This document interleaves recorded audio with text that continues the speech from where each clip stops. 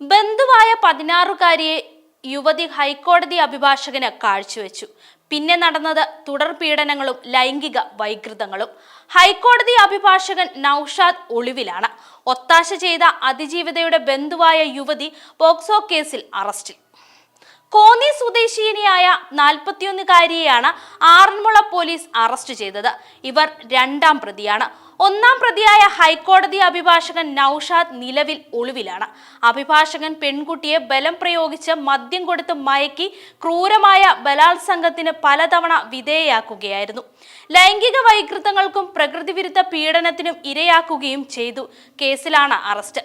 മാതാവിന്റെ അടുത്തല്ലാത്ത കുട്ടിയെ സംരക്ഷിക്കാൻ ചുമതലയുള്ള യുവതി അഭിഭാഷകന് ബലാത്സംഗത്തിനും ലൈംഗിക അതിക്രമങ്ങൾക്കും വിധേയയാക്കി കൊടുക്കുകയാണ് ചെയ്തത്. കഴിഞ്ഞ വർഷം ജൂൺ 10-ന് കോഴഞ്ചേരിയിലെ ഹോട്ടൽ മുറിയിൽ വെച്ചാണ് ആദ്യമായി കുട്ടിയെ പീഡിപ്പിച്ചത്. മദ്യം നൽകി മയക്കിയ ശേഷമായിരുന്നു കുട്ടിയെ ലൈംഗിക വൈകൃതങ്ങൾക്കും പീഡനത്തിനും ഇരയാക്കിയത്. കഠിനമായ ലൈംഗിക വൈകൃതങ്ങൾ കാട്ടിയത് കാരണം കുട്ടിക്ക് രക്തസ്രാവമുണ്ടായി. ഈ വർഷം ജൂൺ വരെ പലതരത്തിലുള്ള ലൈംഗിക പീഡനങ്ങൾ ഇയാൾ തുടർന്നു. ശരീരഭാഗങ്ങൾ കടിച്ചു മുറിച്ചും പ്രകൃതിവിരുദ്ധ പീഡനത്തിന് വിധേയയാക്കിയ പ്രതി കുമ്പഴയിലെ ഹോട്ടലിൽ വെച്ചും പലതവണ പീഡിപ്പിച്ചു.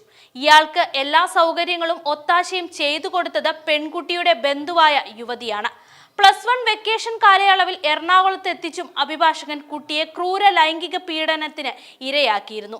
പീഡന വിവരം പുറത്തു പറഞ്ഞാൽ തങ്ങളുടെ കൈവശം പീഡന ദൃശ്യങ്ങൾ ഉണ്ടെന്നും അത് വെച്ച് അച്ഛനെയും മകളെയും കുടുക്കുമെന്നും പറഞ്ഞ് കുട്ടിയെ ഭീഷണിപ്പെടുത്തി. പീഡനത്തിന് ഒത്താശ ചെയ്തതിന് യുവതി പ്രതിഫലവും വാങ്ങിയിരുന്നു.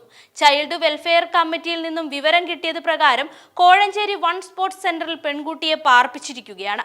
അവിടെ എത്തി വനിതാ പോലീസ് വിശദമായി മൊഴിയെടുത്തു. തുടർന്ന് കോന്നി പോലീസ് രജിസ്റ്റർ ചെയ്ത കേസ് ആദ്യ പീഡനം നടന്നത് ആറന്മുള പോലീസ് സ്റ്റേഷൻ പരിധിയിലായതിനാൽ അവിടേക്ക് കൈമാറി. ആറന്മുള പോലീസ് പുതിയ കേസ് രജിസ്റ്റർ ചെയ്ത് അന്വേഷണം ആരംഭിച്ചിരിക്കുകയാണ്. പത്തനംതിട്ട വനിതാ പോലീസ് സ്റ്റേഷനിൽ നിന്നും വിക്ടിം ലൈസൻസ് ഓഫീസറെ നിയമിക്കുകയും കുട്ടിയുടെ മൊഴി വീണ്ടും രേഖപ്പെടുത്തുകയും ചെയ്തു. വൈദ്യപരിശോധന നടത്തി ശാസ്ത്രീയ തെളിവുകൾ ശേഖരിക്കുകയും കോടതിയിൽ കുട്ടിയുടെ മൊഴി രേഖപ്പെടുത്തുകയും ചെയ്തു. പോലീസ് സംഭവ സ്ഥലത്ത് എത്തി തെളിവുകൾ ശേഖരിച്ചു. പീഡനം നടന്ന സ്ഥലങ്ങളിലെ രേഖകൾ പരിശോധിച്ചപ്പോൾ കുട്ടിയെ പ്രതികൾ അവിടങ്ങളിൽ എത്തിച്ചതായി കണ്ടെത്തി.